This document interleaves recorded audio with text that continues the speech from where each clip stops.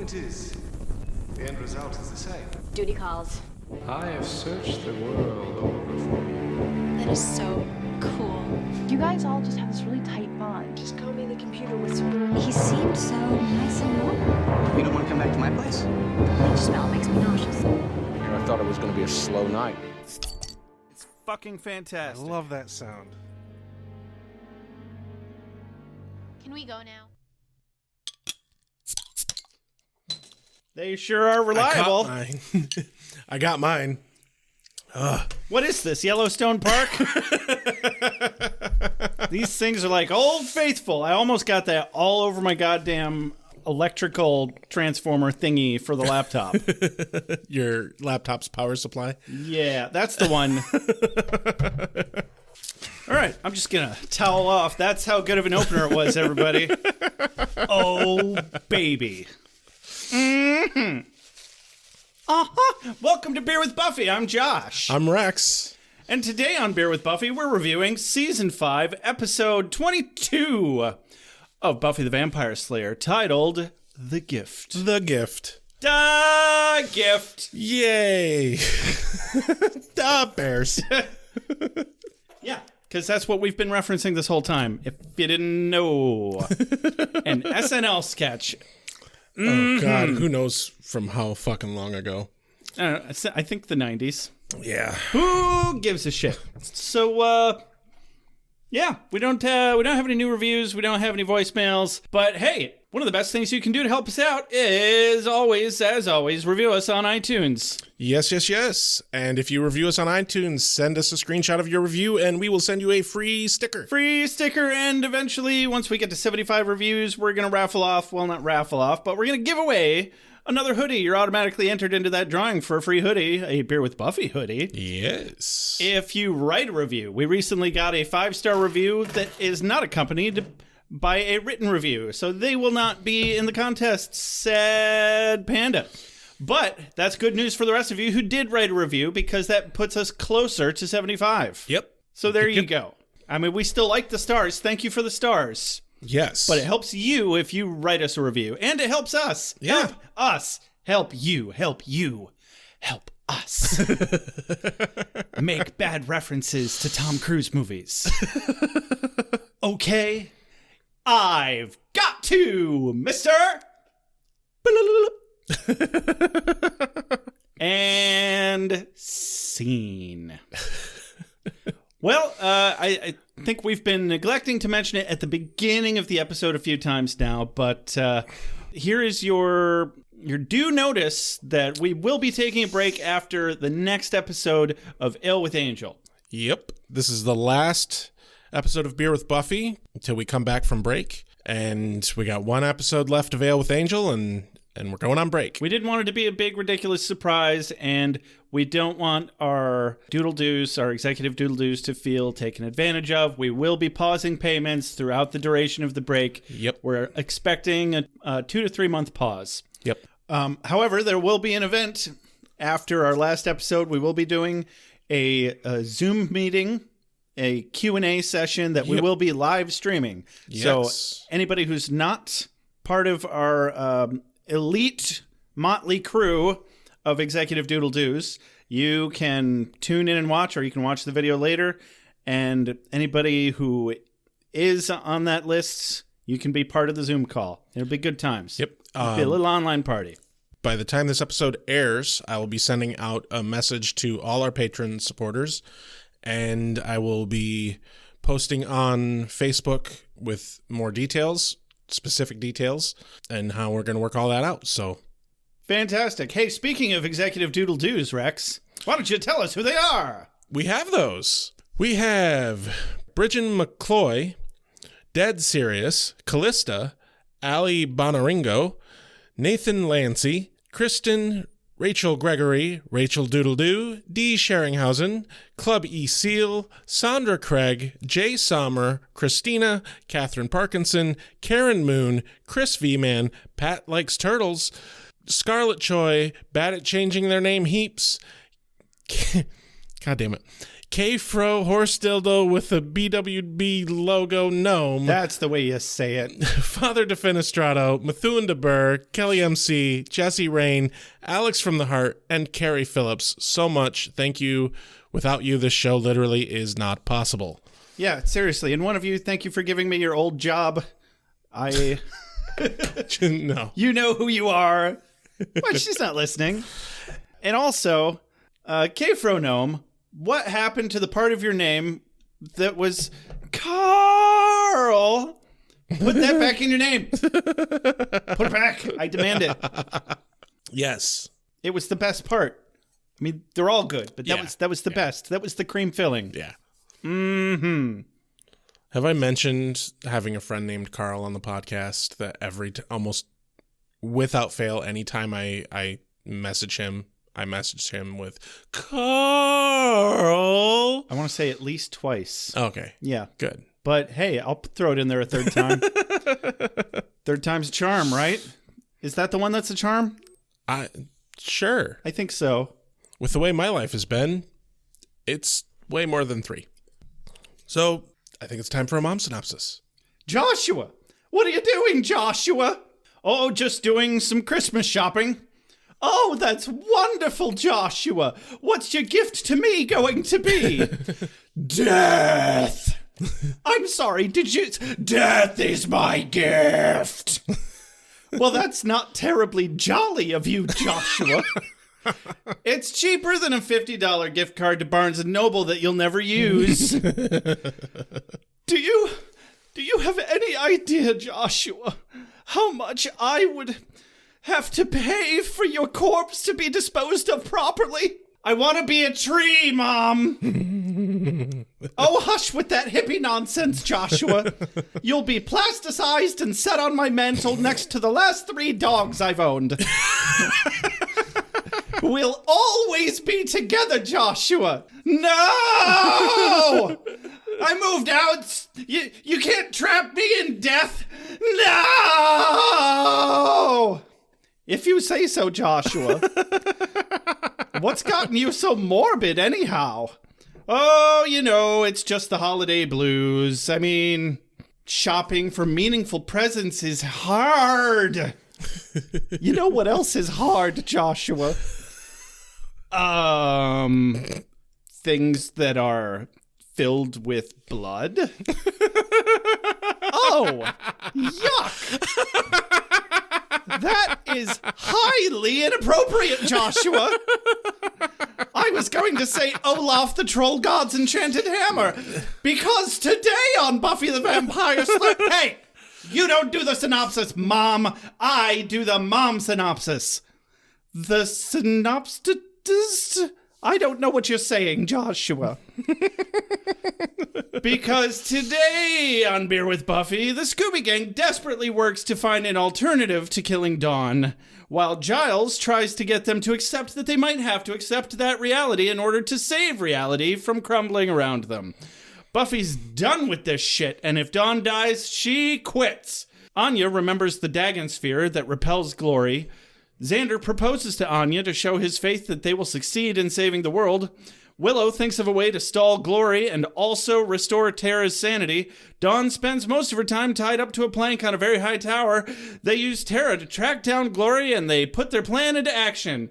The plan is to stall Glory from ever starting the ritual, and everyone has an integral role to play. Spike gets to the top of the tower first, but is thwarted by the Doc. Buffy finally knocks out Glory with Olaf the Troll God's Enchanted Hammer. Ripper takes care of Ben once and for all. Buffy saves Dawn, and then after realizing what the Spirit Guide's advice meant and that her blood is the same as Dawn's, Buffy kinda sorta takes one for the team. The end. Ladies, gentlemen, spiny-headed looking creatures. Soon as the sun goes down, soon as the sun goes down, vampire. Competition is a beautiful thing. Anyway, cold open. Yes. Classic bantery showdown with some tool bag of a vampire chasing some kid, and I swear this is Jonathan's son. I was really confused at first. Did you think it was Jonathan? No. I was just really supposed confused. to be I'm like, young Jonathan or something? no, I just thought I was watching the wrong episode. Oh, right? Because I'm like, why would they... Yeah, why would they start here? Yeah. But after it happened, I'm like, man, that was just fucking refreshing. Right? Like, Yeah. I miss her killing vampires. We needed a classic Buffy moment. But no, my favorite bit in this entire scene, though, is she's like talking to the vampire and she's like, have you heard of the phrase biting off more than you can chew? How about vampire slayer? How about, oh God, my leg? And then she breaks his leg and then he says, oh God, my leg. I'm glad now we're communicating. I like that you enjoyed that one because that one fell flat for me. I was Really? like, okay, haha. It was just kind of a classic Buffy bad guy banter. I get that it was supposed to be cheesy. I don't want to stop anybody from enjoying it. I'm just going to stop talking. So, yeah, my favorite part in this scene, I loved the look on her face when she kicks the vampire into a pile of crates and pallets and a perfectly steak-shaped shard flies right into her hand. Right? She looks confused and like, oh, I meant to do that. And then perfect. And then she fucks him up. And I think it's really been a minute since they splurged on a full CG dusting. Right? Yeah. I feel like we haven't seen a proper dusting in quite some time. No, hell, we haven't seen a fucking proper vampire slaying in quite some time. Mm-hmm. It's been a while. And so as she's walking away, this kid's like, how'd you do that? You're just a girl. And she's like, yeah, that's what I keep telling him, kid. Now get out of here. You bother me. And my prediction, the way they framed the shot with the kid in the background over her shoulder after she killed the vampire, I really thought the kid was going to turn out to be a vampire. I was or like, some sort of demon like, or what's something. the twist? There's got to be a twist because it I starts would- out with the kid going, don't hurt me. And he's like, hurt you? And then we don't get to hear the rest of their conversation. So that's where the twist would be. But they chose not to have a twist. That's the twist. What a twist. What a twist. And yeah, he's just some fucking kid. And she's just a girl who's also the Slayer. Yes. Oh, boy. Opening credits. Say it again. Opening credits. Oh, boy. Go to the magic shop where Buffy comes inside and Xander's like, oh, what was that? Oh, just a vampire. How handy that it was just right out back. Yeah. Boy, did he pick the wrong alley Right? to He follow really did. some random Well, kid into. For fuck's sake, how do you come to Sunnydale as a vampire and not fucking know anything about the vampire slayer? Right? Like, dude was dead before he stepped off the bus. Pretty much. Unless he was made there. And I mean, she graduated a couple of years ago. He could have been a couple classes behind her. he seemed old. He seemed older, though. He seemed older. You're right. Oh, well, fuck that guy. So we basically, minus the vampire slaying interlude, we pick up roughly where we left off last episode, where Giles explains the ritual and essentially how normally the ritual would be that the orb or the key is life energy. You funnel it into the ritual. It opens the portal. When you're done, it goes back to being like an orb of life energy or whatever.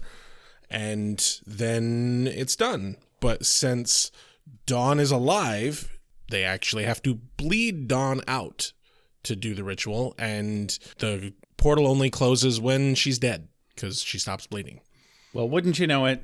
What an inconvenience. Yeah. Pesky life and And shit. then Xander kind of stupidly wonders, why blood? Why is it always blood? To which we get kind of a... Because it makes your dick hard, you wanker.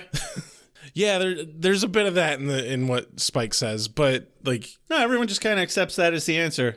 It makes total fucking sense. It's as to why always blood. Yeah. Yeah. That's about the substance. And also, he literally says, it makes you hard. Yeah. I was like, wait a second. What?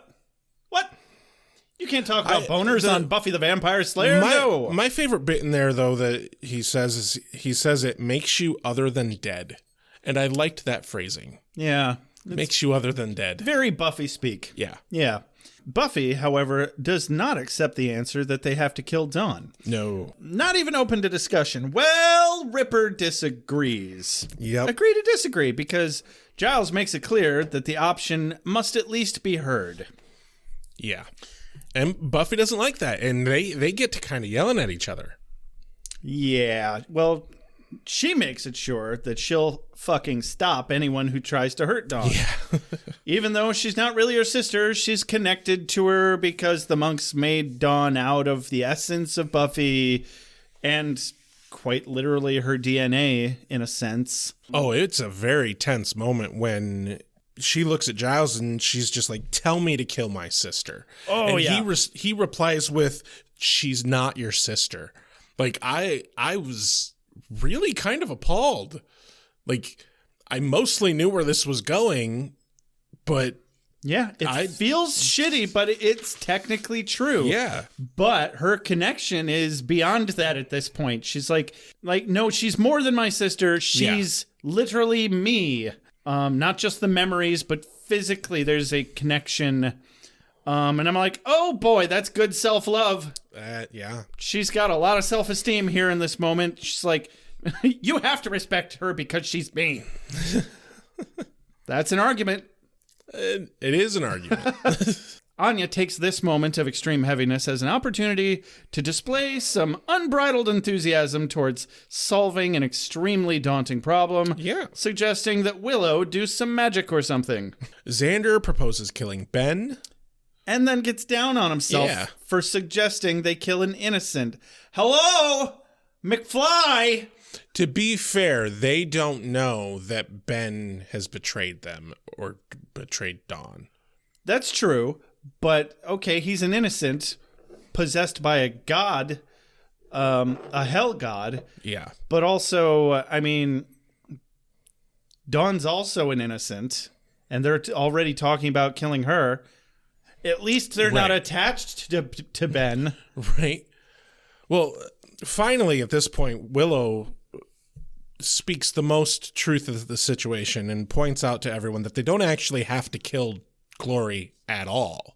Right. They just have to stop her from doing the ritual because it can only be done at that place and at that specific time. But then aren't they stuck with Glory if they don't find a way to kill her? Well, yeah, but at the very least, the threat to Dawn is over if they can just keep her from doing the ritual. Yeah, and that's, baby steps, one step at a time. Exactly. Absolutely. Anya remembers about the Dagon sphere that's supposed to repel Glory. I personally don't remember this thing very much, but I vaguely recall the orb thing from the first episode where Buffy fights Glory. Oh, it's better than just Anya remembering these things, though, because she's like, okay, because she's enthusiastic about not dying. And she's like, okay, we got some ideas. Let's keep them going. And she's kind of trying to pep up the group and everything. And both Spike and Giles snap at her. And when she's really trying too. And when Giles is like, well, you haven't contributed anything. And she's like, how about I contribute two of the best ideas? Right. And yeah, not only hammer and the Dagon sphere. Yeah.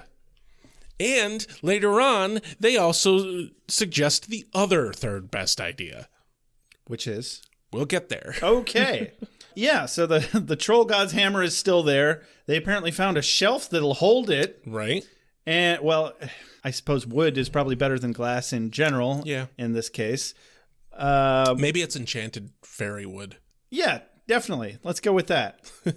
I liked how Spike's like, that thing's too heavy. And Buffy just like, oh, this is good. Picks it up.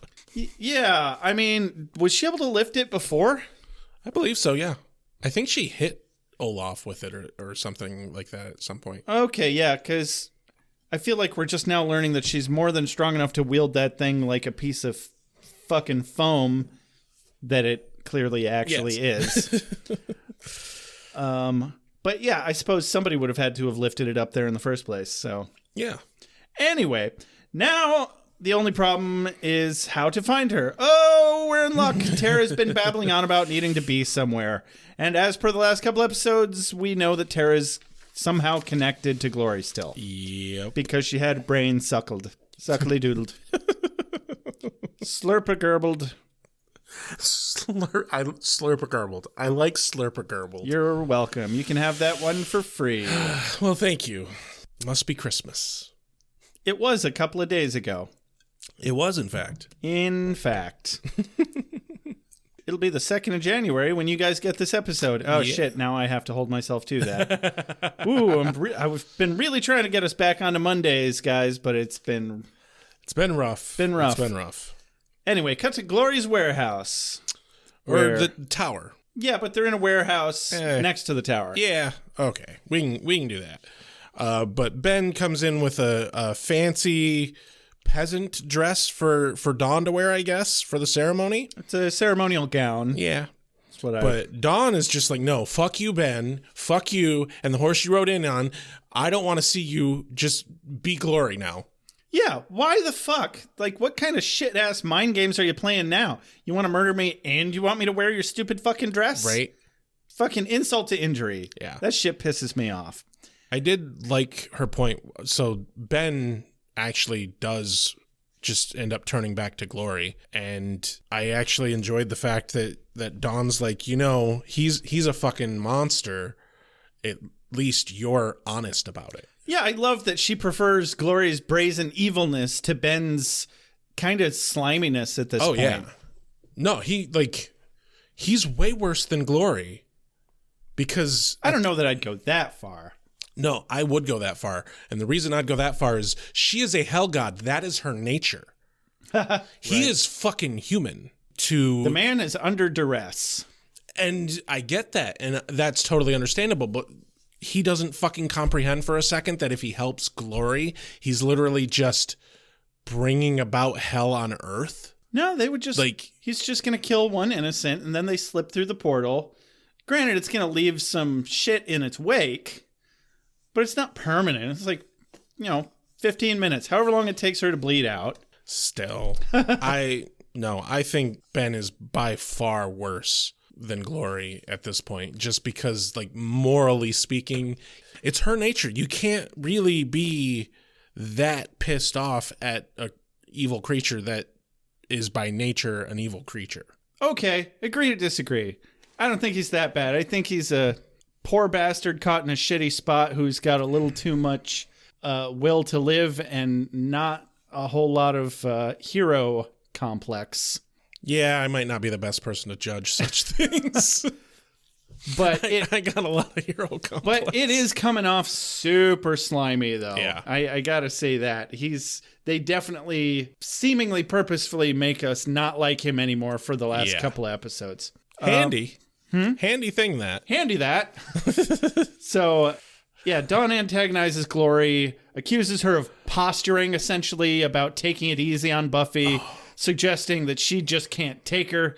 And Glory is many things, but cool-headed is not one of them. Can we give Dawn some fucking kudos here, though? Because she is terrified out of her goddamn mind, but she still has the guts to talk shit to a god. Well, she knows there's going to be consequences, but she's less terrified in doing something that gives her a modicum of control over the situation. Right. And that's the point of antagonizing somebody that has you captured. Yeah. Is just taking back a little bit of control, even though there's going to be consequences. Yeah. And she also knows, Glory can't kill her early. Also that. They have an appointment to make. But she can feel a whole lot of pain in the meantime. Yeah. I mean, she gets off real easy here. Glory kind of whips her around a little bit and throws her on the floor, but that's about it. Pretty much. God, I feel so bad for her because Glory's like, it's been several hours and Buffy's still not here. And even if she does show up, it's probably not going to be to save you because you're not even her real sister. And that's the real shot fired there. Yeah. Because she knows, and that's her insecurity here. Yep. She's worried that that's what Buffy might be thinking. She's expressed this insecurity. Mm-hmm. There was a whole fucking episode about it not that long ago. You are correct. So Glory knows that weak point. So I feel real bad for Dawn here. Yeah. But, hey, we're supposed to. The writers are doing their jobs. Oh, boy. Frankly, it's ludicrous to have these interlocking bodies and not interlock. Putrefying diseases. It'll make you blind and insane, but it won't kill you. Light a bunch of candles and have sex near them. So far, I like it. Please remove your clothing now. Back to the magic shop. Yes. The back room of the magic shop where Buffy is taking out some aggression on a punching bag. That is punching bag abuse. To be fair, it's a punching bag. Oh, right. I mean, it's supposed to be a punching bag. Well, that just makes everything okay then, doesn't it, Rex? It does. Oh, yeah, I suppose it does. It's also, not alive and does not have feelings. All right. Now you're just splitting hairs. Giles comes in, tries to have a heart-to-heart with her. His first thought is pretty well along the lines of my first thought is you are going to tire yourself out. You're going to be all tuckered out. You're not going to be able to fight because you're going to want to be all nappy time. I got to go to sleep. I can't save my sister. And then I'm going to be all, woe is me. I killed my sister. No. She's like, no, I'm good. And I'm like, oh, right. Slayer power. Yeah. Never mind. They talk about the 6 apocalypses that they've stopped. Only 6. Well, hey, in 5 seasons, that's pretty good. Yeah. I don't remember when there were 2 in one season. I don't either. I didn't want to think about it too hard.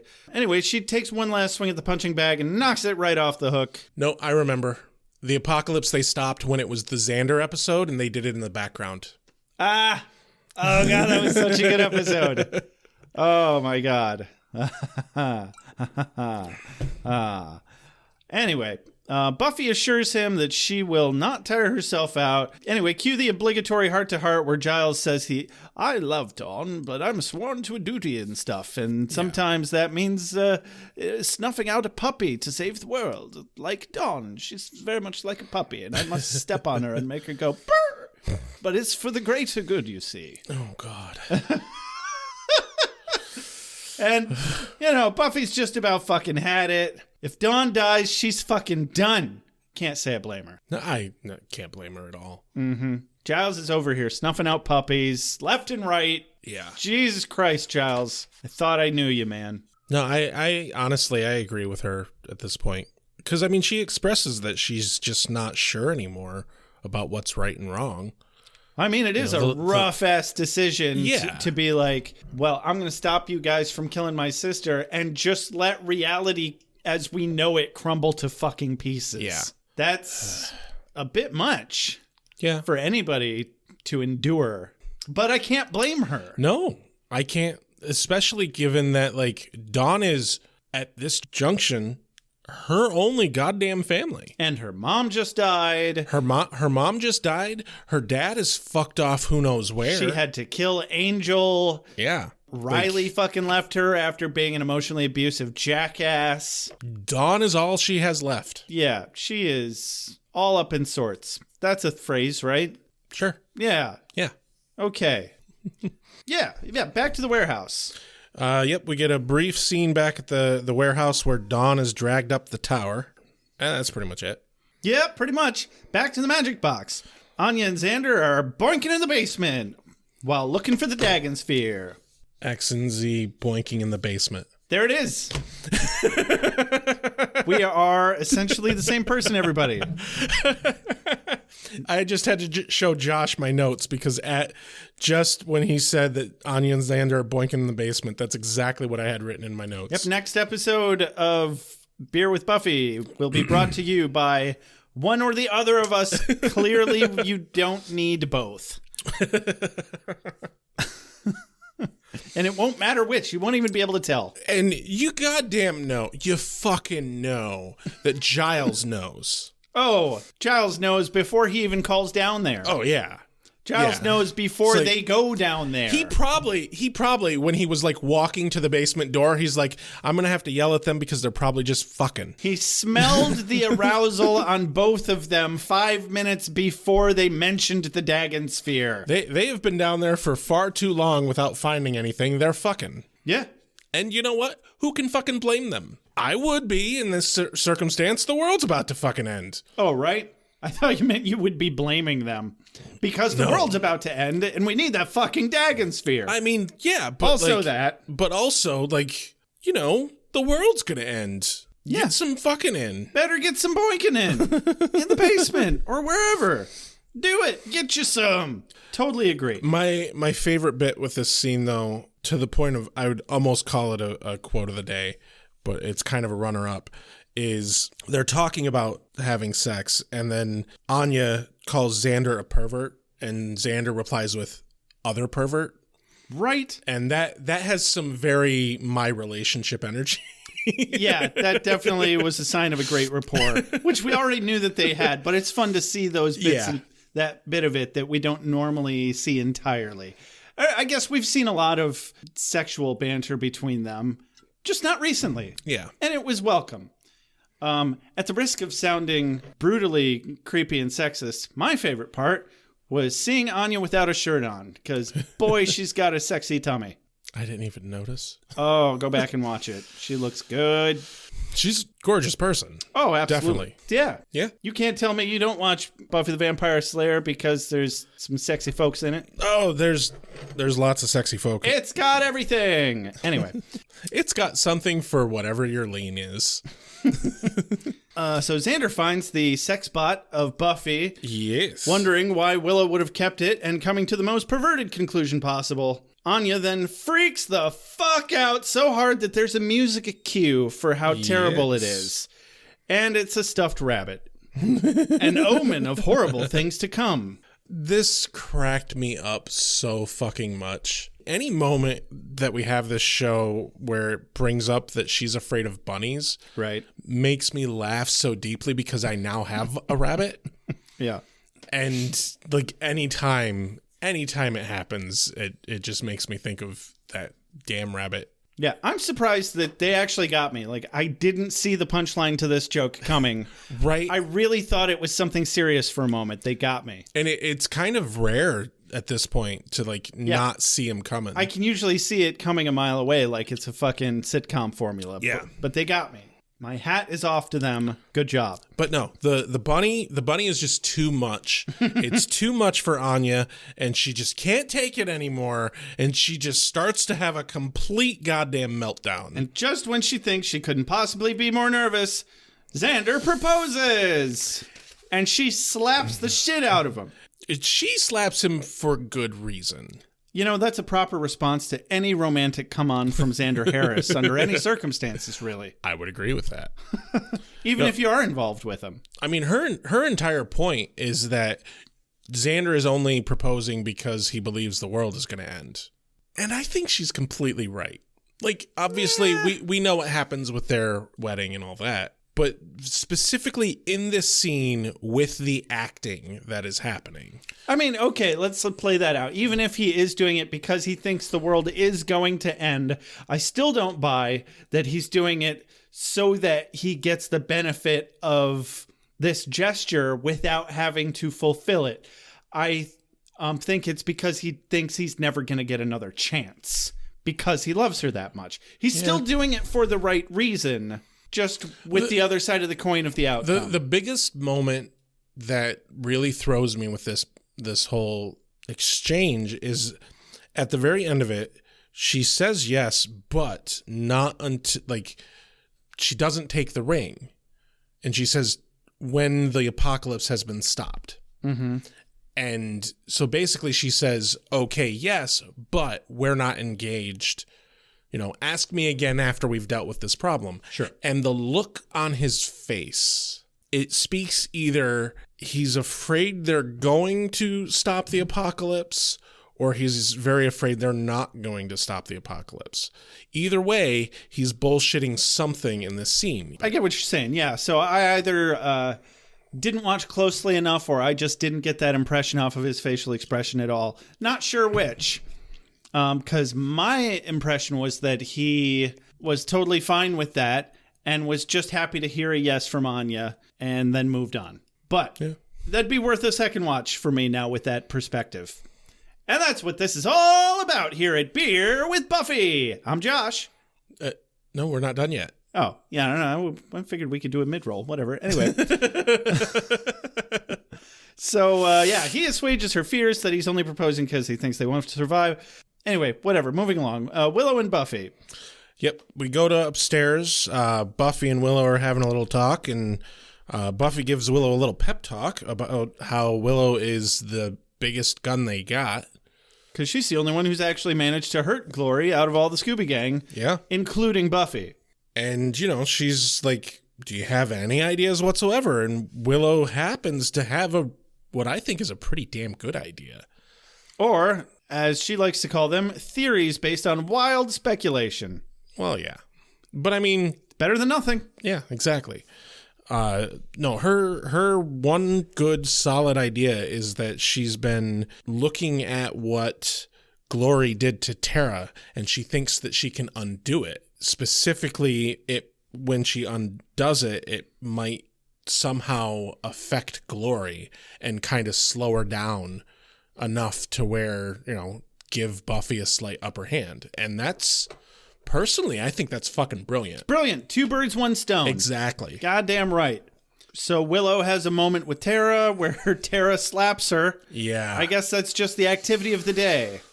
Slapping one's partner. Oh, this one hurt me. Like right? This one cut. Yeah, this one, like it's funny when Anya slaps Xander. Yeah. But when Tara slaps Willow because she's suffering a severe mental injury. Yeah. That hurts. The look on Willow's face was just such unadulterated sadness. Heart-wrenching. Heart-wrenching. Absolutely heart-wrenching. So Buffy got called away and is over talking to Anya, Xander, and Giles. Yeah, we cut in as they're mid-sentence talking to Giles about the Dagon Sphere, presumably. This is where they're talking about the third idea that I think Anya brought to the table. Okay. Which was the Buffy bot. Ah, yes. Yes. Because I think it's Giles, the last we hear is he says, also, we'll need some, and then gets cut off, and she's like, way ahead of you. So we don't get to hear what they need. Yeah. And he's like, but also, you should get some weapons. And she's like, I'm on it. We do get a nice little line here. That this whole exchange is quote of the day for me. Yeah. I mean, you can get in on it if you want. I'm starting from Buffy says, okay, I'll grab some weapons too. Xander says, I'm looking for something in a broadsword. Spike says, don't be swinging that thing near me. Xander says, hey, I happen to be a glorified bricklayer. I'm also a swell bowler. And no, the line that made it to me is Anya's reply is, he has his own shoes. Spike responds, the gods themselves do tremble. I think that was my real quote from that. The whole thing was gold. Loved it. I happen to be a swell bowler. He has his own shoes. I also I think that's really the only way you can say that, right? Like, if you're any good as a bowler, you can only be a swell bowler. I just love it whenever my friends invite me out bowling. I'm just like, okay, but I will beat you. They're like, nah, I'm pretty good. And I'm like, no, I will beat you. I'm not posturing. I'm not trying to be a badass. I will beat you. And you're the asshole who comes in with his own shoes. Yeah, I am. That's correct. And I will be upset after getting 30 to 40 points more than you because that's still my worst game in a long time. What's the highest you've ever bowled? Do you know? 236 or 242, somewhere in that range. I think the highest I've ever managed was about 225, 230. But that's a rare fucking occasion. Oh, absolutely. I've only broken 200 2 or 3 times. Yeah, about the same. But you played in a league or whatnot. I played in lots of leagues, and I also played on my high school's bowling team for a season. Fucking boggles my mind you went to a high school that had a bowling team. They had just started the bowling team that year. I don't know if it stayed very long. Right. But yeah, anyway, Buffy leaves with Spike to go get weapons and accoutrement. And whatever else. I'm not in your room. I'm in the hallway. The hallway doesn't belong to you. Mom, I can stand in the hallway, right? My friend Sharon's older brother knows a girl who died because she choked on her. So yeah, we go to Buffy's house, and Spike has to be reinvited in. I actually want to give Spike some goddamn credit in this scene, because he doesn't ask to be reinvited in. He literally just says, "How about you just hand them over the threshold?" I'll just bring the things across the threshold. Yeah. They specifically go out of their way to make sure that he does everything right in this moment. Yeah. It's a neat little clever writing trick that they've done here, that they're trying to whitewash away all the creepy shit that he's ever done and make us be like, oh, see, he is a good dude. Right. And it's weird because it works. You know? Yeah, it does work, and it actually makes me a little mad that it does work. Because it's like, oh, he really does care about Dawn, and he's so selfless. He's like, oh, I always knew I'd go down fighting. Well, his fucking line here that I wrote down was, she's about to head upstairs, and he says, "I know you'll never love me. I know that I'm a monster, but you treat me like a man." And that's... Cuts himself off. I was getting a good hate on for you, Spike. Right. You just got... You gotta fuck with my emotions the same as everyone, don't you? Well, and also just before that, she's like, I'm really counting on you to protect Dawn. And he's like, till the end of the world, even if that happens to be tonight. Yeah. I'm like, man, I would venture to say that it's sneaking into out of character for him territory. Yeah, a little bit. It's right on the edge. Because I would buy it if he hadn't said the thing earlier about, now when you say you love us all. Right. Because he's still obviously creepy, wants the sex bot back, Spike. Yeah. But now he's suddenly completely selfless, loves Dawn for the sake of it. And I can buy. And completely accepts that Buffy doesn't want anything to do with him. He's just happy to do the right thing because she's treating him like a man and he just wanted respect. No, he didn't. But I can buy that he's biding his time. He's trying to do the right thing. Sure, not for the wrong... He's trying to do the right thing for the entire wrong reasons. His motive is get in good with Buffy. I think there is a part of him that is starting to accept things and be doing these things for the right reasons. Right. But not as much as he would have us believe in this scene, even though it feels... Just because of his performance. Right. The way James Marsters portrayed it is so fucking genuine. Mm-hmm. And I think that's where they want us to be with the character. But I don't buy it. I think it's not... Yeah, James Marsters' performance is so genuine, but I think it's more that Spike's performance is that good. Spike's an excellent liar and always has been. He is playing the game here.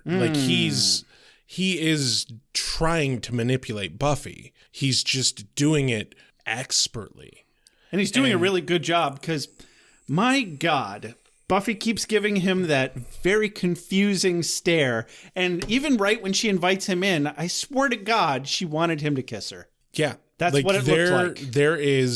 They are doing a great job of playing up the tension between these two. Yeah. I can totally fucking see why so many fans were like, "Oh, I ship them." Sure. Way beforehand, because they're the two actors have amazing on-screen chemistry. Everything I'm saying here, that's what my brain is telling me, but my hormones and my dick are saying, ship these two, ship them hard. So I honestly think that James Marsters and Sarah Michelle Gellar have better on-screen chemistry than literally any single romantic interest she's had, period. Oh, period. Including Angel. 100%. Absolutely. I think James Marsters / Spike is simply the best thing that ever happened to Buffy the Vampire Slayer and Angel in general. Yeah. He's the only character that crosses over after... Yeah. Buffy is over. Yeah. They're like, we just can't let him die. We're literally going to drag him into Angel as a ghost. I mean, and then he's going to steal that show too. I think the only fucking reason why I can't comfortably say that he's the best actor on the show is because Anthony Stewart Head is still there, yeah. Yeah. And like, how do you fucking top that? That's hard. That's hard to do. That is rough. It's just, it's such a good cast. It really is. Yeah. Cut back to the tower. Dramatic shot of Dawn being in distress on the top of the tower. Yep. Tied in place. That's about it. Cut back to the magic box, where everyone's ready. Time to start the show. Giles proclaims it's time. Dun, dun, dun. Willow needs only to give Tara the slightest suggestion that she might need to be somewhere and that no one's holding her back. Buffy says, this is actually one of my quotes of the day. Go for it. Everybody knows their jobs. Remember, the ritual starts, we all die, and I'll kill anyone who comes near dawn. Well, not exactly the St. Crispin's Day speech, is it? And then Giles, I don't recognize this speech, but it sounds like they're quoting something. I'm actually surprised you don't. Okay. It's from Henry V. Oh, yeah. I never said I was a good theater major. The line, this is a great joke that Spike pulls, because what they say in the show is Giles says, we few, we happy few, and Spike replies with, we band of buggered. Yeah. The actual speech, the lines from the speech is, we few, we happy few, we band of brothers. Oh, that's clever. And so what he's saying, like, they're fucked. Right, I got that. I just didn't bother to look up the references, so thank you for that. Fuck you for not letting me say the lines, but thank you for filling me in on the references. Sorry. Whatever. It's fine, I guess. Cut to the street where Tara heads out the front door and the Scoobies all follow. I do want to mention that, like, as Willow's about to, like, walk out, Buffy had told her, keep your distance, don't crowd. And, like, they're walking, like, in fucking single file line down the sidewalk. Yeah, they're a solid couple of yards behind her. Barely. She's got air. They're 2 yards at most. She's nuts. She doesn't need personal space. It's fine. She's used to straitjackets, probably. No, she's not. Isn't She that hasn't how been crazy that long. Oh, well, I wasn't paying attention. For the most part, I don't think they use straitjackets anymore. I was going to say I know, inhumane, but I really don't know. I think they're considered inhumane. Oh, good, because they sound inhumane. Oh, yeah. Like, that sounds really unpleasant. Yes. Yeah. They arrive at the tower before long, and quote of the day, standalone quote of the day, Xander, a man after my own heart, loudly proclaims, Spadoinkle! And that's all I have to say about that. See, I got a line from this scene too, where Willow's like, could use a little, or Giles asks Willow if she needs anything, and Willow replies with, could use a little courage, and just from off screen, Spike thrusts a flask into her face. Whoop! Oh my, that. And she says, the real kind, but thanks. Oh honey, that's as real as it gets. That's my nomination for quote of the day right there, is Spike's hand coming into the shot with a flask. It's perfect. That counts as a line as far as I'm concerned. I would agree with that. So, cut to Glory, who spots Tara immediately. And good on her, though. Right? Like, well, she is a impressive. god. And grabs her by the shoulder. Surprise. What the fuck are you doing here? Out pops Willow. She's with me. Fuck you. Willow carpes all them DMs and fiddle fucks the bejesus out of that god lady's head at the same time as Tara's. It is a finger fucking orgy up in this bitch for a good 3 or 4 jizz-tastic seconds. Well, she's had more than a season of practice at this whole thing now. Oh my god, was that a lesbian joke? It was. You are fired. I'm also giving you a raise. You don't pay me, but thank you. Well, you can have a small portion of the Buffy funds. How's that sound? Sounds good. All right. So Glory falls to the ground. A fucking fingering joke. That's my job, you bastard. Hey, I had to get one in somewhere, Like, right? I mean, I said something about fingering, but shit, that's where the joke was. Aren't you Oh, at least a little bit proud of me? oh my God. Oh man, you just okay. So Glory falls to the ground and complaining she made a little hole. A glory hole.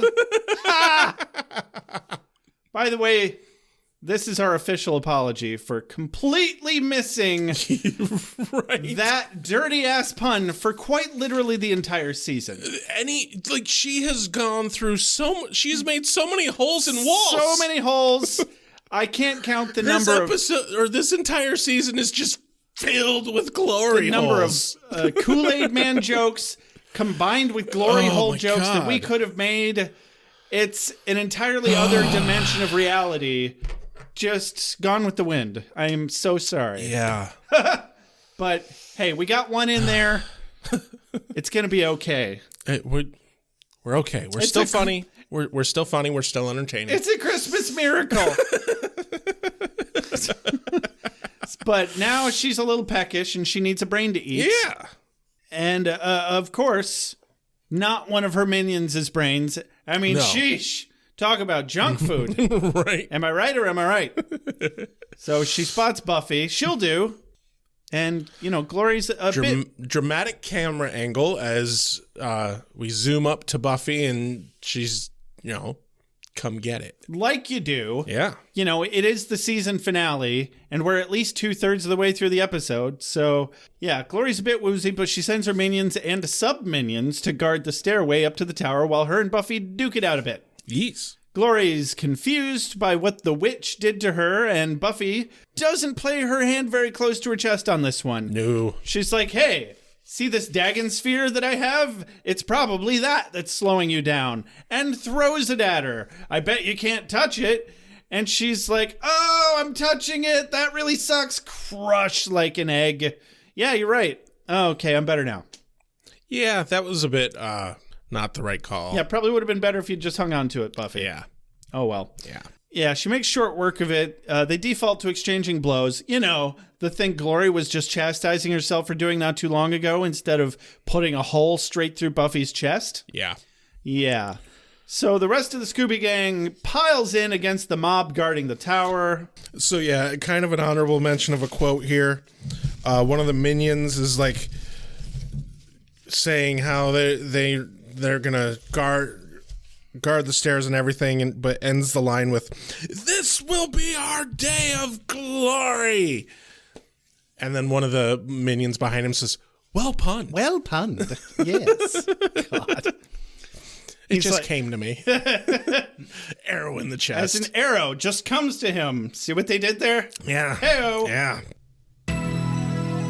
Feel free to tell me if this next part gets a little too personal, because I'm told I have drop-and-breed issues. But I'm hurt. I'm free and I'm beautiful, and my lucky twin will all eyes turn to me, because my name is a holy name, and you will listen. And then we have a fight.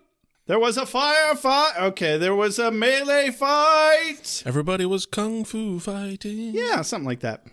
Dun, dun, dun, dun. After, so the rest of the Scooby Gang piles in against the mob guarding the tower. After a few exchanges, Glory knocks Buffy's head off. It's the sex bot. It's not Buffy at all. I fucking love how just utterly bewildered she is, because she's like, she was a robot this whole time? What the hell? Did And she's anybody like- else know the Slayer was a robot? She is legitimately confused.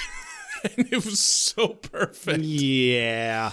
Was I the only one that thought that the CG on the head getting kicked off was really bad? It was. Because I was like, man, what is wrong with Buffy's head? There's like something going on with her shoulders and her neck. Like something's not lined up right. I think she needs to see a chiropractor. Oh, yeah. I see. They were lining up Yeah. for a robot head kickoff. Yes. Got it. Okay. Anyway, Glory's a dipshit and believes that the Slayer was always a robot, but real Buffy is behind her and hits her with the big-ass hammer. Buffy parkours her way up the stairs and past a demon who is all too willing to huck himself over the edge at the slightest touch. Right. Did you see that? Yeah. Like, I get it. That's how stage combat works. The person who is receiving the blow is always 100% in control, Yep. which means she grabs him. He throws himself over the ledge. That's just how that stunt works. Right. But you're not supposed to make it look like you're heaving yourself over the edge. So he's just a bad actor. Yeah. But that's fine. Whatever. Glory catches up to Buffy about halfway up the stairs, up the tower. Yep. And they duke it out a bit more, this time with some cool high-stakes jumps and flips and chain swinging. It's a pretty damn good fight. Oh, yeah. It was quite engaging. Yeah. I enjoyed it very much. Then the hammer gets caught up in the chains for a moment. Yeah. And then they both grapple into, and they basically both leap off at the same time and fall to the ground. And they're both just fine, and the hammer falls too. Yep. Glory does a little bit of taunting, says, You lost your hammer, sweet cheeks. What are you going to hit me with now? Well, it's a good thing that glorified bricklayer knows how to operate a wrecking ball, because 3, 2, 1, boom! And It came in like a wrecking ball. Xander came in like a wrecking ball. Oh my God. It's like Buffy was expecting it. She just looked at the wall. Right. I mean, did they plan that? No, How could they have possibly planned that? No, it was a bit too convenient. Yeah, it was a bit much, but it was fun. You had to give Xander something. Well, and his line after the camera goes over to him is pretty good because he's like, glorified bricklayer picks up a spare. Fantastic callback. Yes. Tied it all together. It really brought the room together. It was a nice little bow right on top. Yeah, apparently you're not a golfer. So the Scoobs are pretty beaten back and exhausted at this point. The mob of demons and lackeys are standing strong at the foot of the stairs. Giles reassures them all that as long as Buffy can keep Glory busy enough and long enough, it doesn't matter because there's only a couple minutes left for them to start the ritual. And then, cut to the top of the tower. Yeah, where things become unfortunate. A wee bit. There's a bit of a twist. Yeah, Dawn's at the top of the tower and sees Doc, who she thinks is still a friend. Yeah, she doesn't quite know about that yet. And he pulls a knife out to bleed her. He does clean up nicely, though, does he not? Yeah, he does. He looked real snappy in that suit. Yeah, much better than the lounging around the houseware that he was in. And before. the robe and the slippers, yeah. Actually, he kind of looked like a mortician. Yeah. At a showing, not the Dexter style morticians. Right, yeah, I know what you meant. You know what's funny about that is Michael C. Hall was also in 6 Feet Under as a mortician. Oh, I never watched 6 Feet Under. Oh my God, you should. It's the best. I've heard it's really good. It's really fucking good. I don't know I'm sure it'll hold up mostly. Yeah. Anyway, here we are with Doc. I almost said Doc Brown, not Doc Brown, the other Doc, the evil Doc. The non-good one. Yeah, he's all prim and proper in his little suit, and he knows a magic trick, Rex. Yeah. It's called, I'll cut you so bad you wish I had not cut you so bad. It's the name of the trick. Oh, cut back to the Scooby Gang, where Spike notices that, hey, someone is up there with Dawn. Then he hears an ethereal voice. Yeah. Apparently Willow's. He gets telepathically contacted, and Willow says, hey, get your ass fucking up there. You have a job to do. Yeah, I guess he can hear the Doc's footsteps or him talking. I don't know. But vampire he's senses. got good eyes. He's probably can see in the dark better than a normal human. Well, and as we had established for us only last episode of Angel, they do have super hearing. Yeah. So there it is. And she tells Spike to run for it. And I think she also does a spell to push apart the mob. She grabs a hold of Tara's hand and they do it together. Oh, that's special. Yeah. Because they're more powerful together. That's true. Cut to the top of the tower. Yeah, so he gets to the top of the tower and Doc's a lot for him. A bit too much for him. Yeah, I was not expecting this to go down quite like this. I mean, Doc, celerity's behind Spike. Doc fucking owns him, man. Stabs him what I think would be the kidney. I really liked their exchange here. I don't suppose you wrote it down? I didn't. You did? I didn't. You didn't. Okay. Well, Spike says, Doesn't a fella stay dead when you kill him? Look who's talking. Oh, yeah. Come on, Doc. Let's you and me have a go. I do have a prior appointment. This won't take long. No, I don't imagine it will. And it didn't. It doesn't. He makes quick work of Spike after after a few grapples that don't go well for Spike, he gets thrown from the fucking tower. And I just imagine as he falls, he screams, "This is an OSHA violation. There were no handrails." Come with me and you'll be in a world of OSHA violations.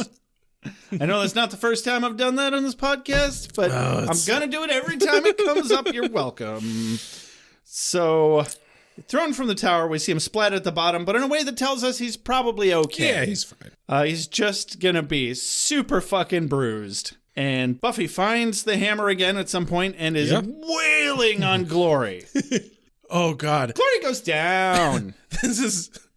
Glory go down the hole. Okay, the glory so hole, if you Buffy will. has... I think this episode is the highest concentration of good one-liners that we've gotten from Buffy in an entire season. Oh, they pulled out all the stops. Because, like, Glory is getting hit with the hammer, and she's like, "Stop it!" And Buffy's response is, "You're a god. Make it stop." Quit letting me hit you. Quit letting me hit you. Where's your god She's now? just fucking pummeling the shit out of her.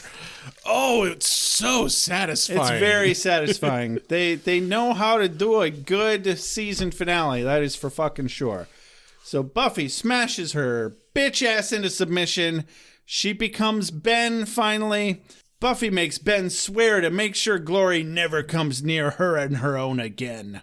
And then Buffy fucks off up the tower. And Ripper steps in. Giles is not here. Although Ben might think that whom he knows to be Giles, usually, he might think that he's asking after his well-being when he says, "Can you move?" But I can assure you, No. he is not. No. Ben says, "She could have killed me." Giles says, I'm sorry, Ripper says, "No, she couldn't. Never. And sooner or later, Glory will reemerge and make Buffy pay for that mercy. And the whole world with her. Buffy even knows that. And still she couldn't take a human life. She's a hero, you see. She's not like us." Wait, us? And this is Ripper's number one most chillingly badass moment. Hands down, ever. Ha! Hands down! Yeah. See what I did there? Yeah. It's one thing to, like, stab him or something, but no, he just reaches over, closes his mouth and nose, and suffocates him to death. But doesn't even use two hands. One hand. No, just one hand. And just stares coldly into his face as he watches the life go out of his eyes. I think Ben's new nickname should be Snuffleupagus. Because, oh my God. Because that's the last word he said. He must really like Sesame Street. Oh my God. That might be a bit much. Us?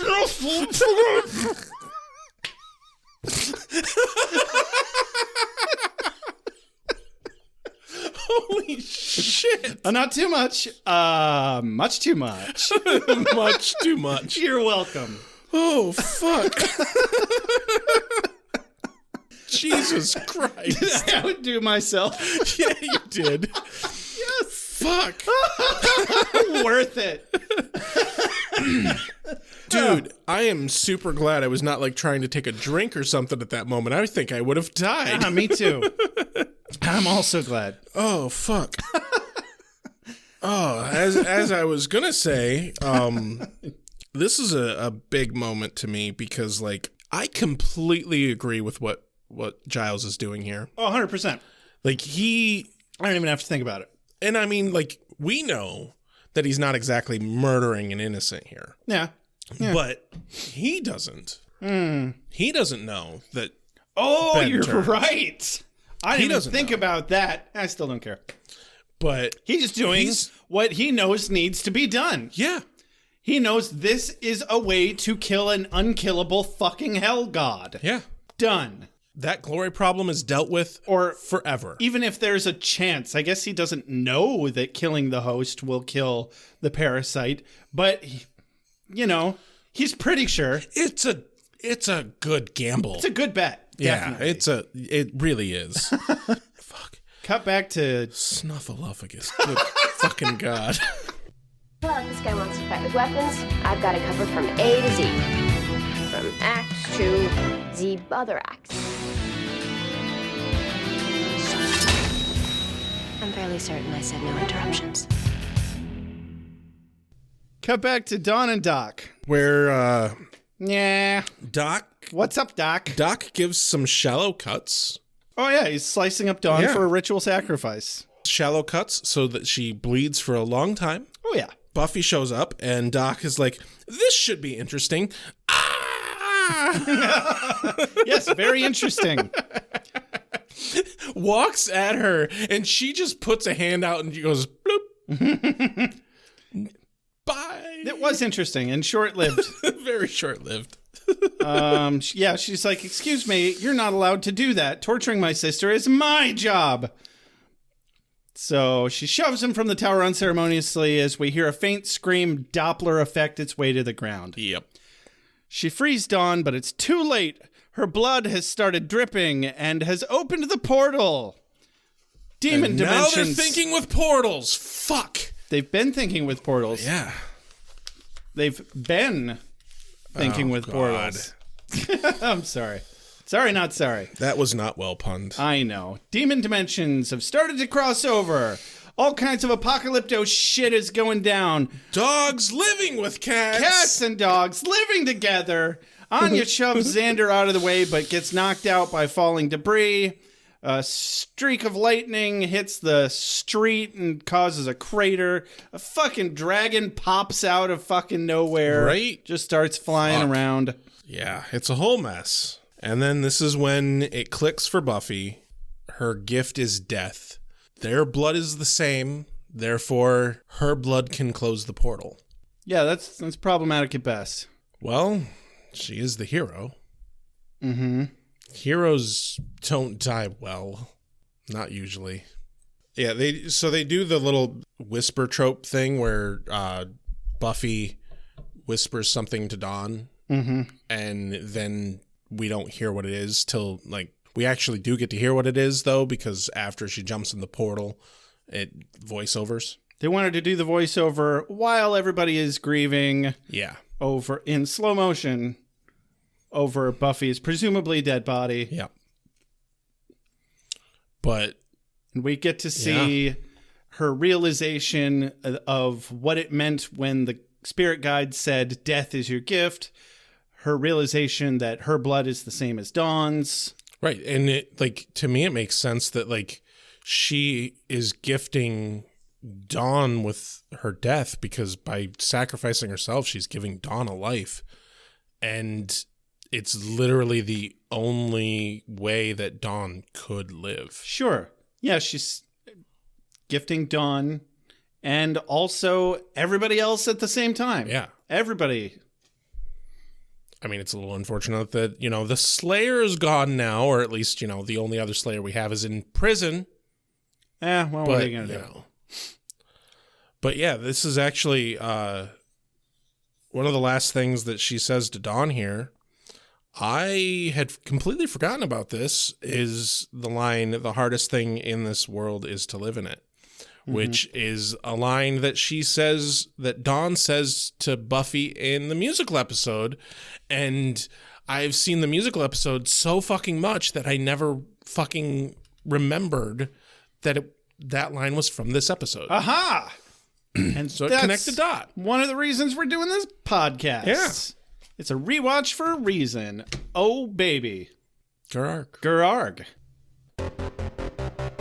Is this for me? I must be ready. I need my strength. Give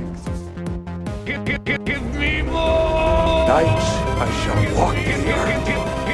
Hold on. You've got something in your eye.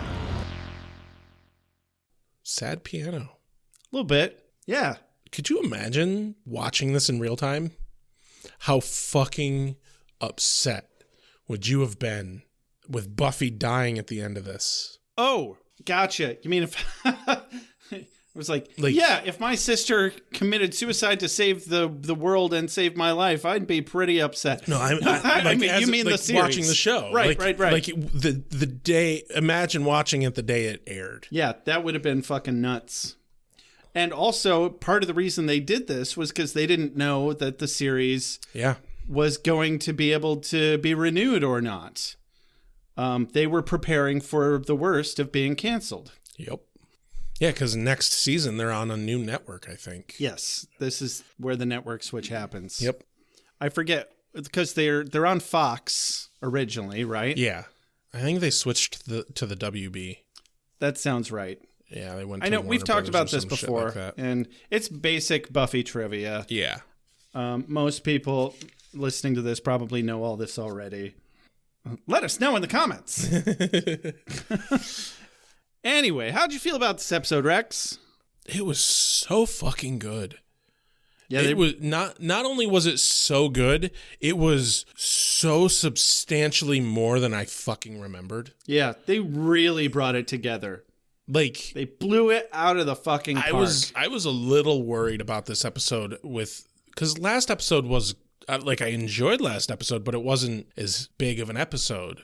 Yeah. And I just didn't know how they were going to, do a whole episode. But no, they fucking, honestly, this is one of my favorite season finales. Yeah, I still think Glory peaked too soon and some of the pacing was off getting here. Yes. And that's because they always knew how they wanted to end it. Or Right. at least they knew for a while. Yeah. And they misstepped a few times getting there, but they knew what they wanted and they got it. And it was great. Yeah. Fucking hell, was it good. Like, even though I knew what was coming, I knew that she died at the end of this, it was still super intense. Yeah, I really could not for the life of me remember how she dies. Like, up until the moment that I'm like, oh, she jumps off into the thing. I remember now. Like, I didn't remember that Glory died on the ground. Like, I didn't remember that Giles killed Ben like that. I didn't remember that Giles killed Ben and or Glory, but it was burned into my memory, him doing the hand over the mouth and nose thing. That never quite left. Like, that left an impression on me. Yeah, and such a strong impression that it far outweighed having anything to do with Ben and Glory, who apparently have some kind of a connection. Ben and Glory? Yeah. Oh, do they? Probably not. That's what I thought I heard, but good call. They couldn't possibly. Good callback. Couldn't possibly. No, it's honestly, this is one of the best season finales. Like, especially I think having the season finale this fucking good when there were so many like hit and miss moments in the season. Mm-hmm. Like it was like the underdog came back to win for being what felt like kind of a mess of a season for Buffy with peaking too early with Glory. Like, this was just so intense and good. I mean, I wouldn't call it a mess of a season. I think it had some problem areas that could have been better, but nothing's perfect. I mean that mostly along the lines of like this is of all the seasons big bad arc, the big bad arc in this was a fucking disaster. Yeah. Well, it could have been a lot better. The concept of the character was great. The execution by the actress, I don't know her name. I can't look it up. I don't have internet right now. She was great. Yeah. I would love to get her for an interview. I'm going to try. I don't remember if I already sent out an email, but I'm going to send out another one. I'd still love to get every single big bad on here someday for an interview. I don't know how realistic that is. You know, that means we'd have to interview James Marsters, right? Oh, no. You know what? I'll fucking twist my arm, right? Honestly, if we can pony up the dough, he'll do a 20, 30-minute interview for us. It'll probably cost us a couple grand, but I'm game. Well, patron supporters, you got something to work for. Right? Oh, shit. You got a quote of the day? I don't even have to think about it. Go ahead. Spike's arm with a flask, shoving it into Willow's face. That's my quote of the day. I'm going with Giles's line about how Buffy couldn't kill Ben. And just that bit there. Just because it's pure Ripper. Oh, it was delicious. Evil. But in a good way. But especially the very last bit of it. She's a hero, you see. She's not like us. Not like us. Oh, because he's always known he's not a hero. He's an anti-hero. Yeah. And that's fine. That's even more fun. Honestly, a good hero kind of needs a good anti-hero to be part of the team. Fucking A. Yeah. Well, shit. There it is. That's the season finale of season 5 of Buffy the Vampire Slayer. Yeah. So, this has been another episode of Beer with Buffy. Don't forget to follow us on Facebook, like us on Twitter. Follow us on Twitter, like us on Facebook. Whichever. You might not be able to do that on Twitter for long. Who the fuck knows? Right. Don't forget to do nothing at all on Twitter ever again. They've been hitting... Apparently, there might be a problem with having accounts on Twitter that only share links. And that's the number one thing our Twitter account does, is sharing links. So Oops. Who the fuck knows? Oh, well. But there's always Facebook, I guess. Yep. You won't lose track of us. It'll be fine. Mainly join our Facebook group, where we love to interact with our fans as ourselves, and we post our episodes on there as well. If you'd like to get in touch with us, you can do that a number of ways. You could send us an email, beerwithbuffy@gmail.com, or you could give us a call or send a text to 269-743-0783. We'll definitely respond to that. You could message us on Twitter or Facebook as well. If you'd like to support our show, the best way to do that is to give us a review on iTunes. Particularly, a written review is always better than just a star review. Give us a written review and send us a screenshot. We will send you a free sticker, and you will get to be in the running for our next hoodie giveaway. If you'd like to support us financially, you can do that in a number of ways. You could support us on Patreon, patreon.com/beerwithbuffy, or you can buy our merch, beerwithbuffy.com/shop. Yep. We got mugs, stickers, shirts, hoodies, bags with Beer with Buffy and Ale with Angel logos on them. Finally, as always, thank you so much to JJ Treadway for our transition and opening and closing music. This has been Beer with Buffy. I'm Rex. I'm Josh. Have a good night. County Speed, Rex. Great to be with you.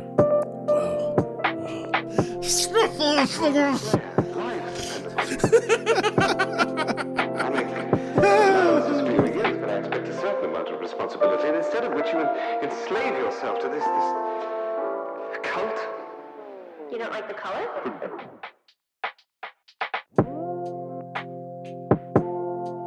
You have a sacred birthright. You were chosen to destroy vampires, not to wave pom-poms at people. Why can't you people just leave me alone? You are the Slayer. Go ahead. Prepare me. I'm a watcher. I haven't the skill. Oh, come on. By appealing to your common sense. Werewolves, incubi, succubi, everything you've ever dreaded was under your bed, but told yourself couldn't be by the light of day. One girl in all the world. Common sense. One girl in all the world. It was a bit, British, wasn't it?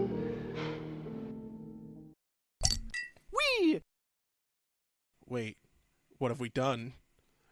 Why are we watching this?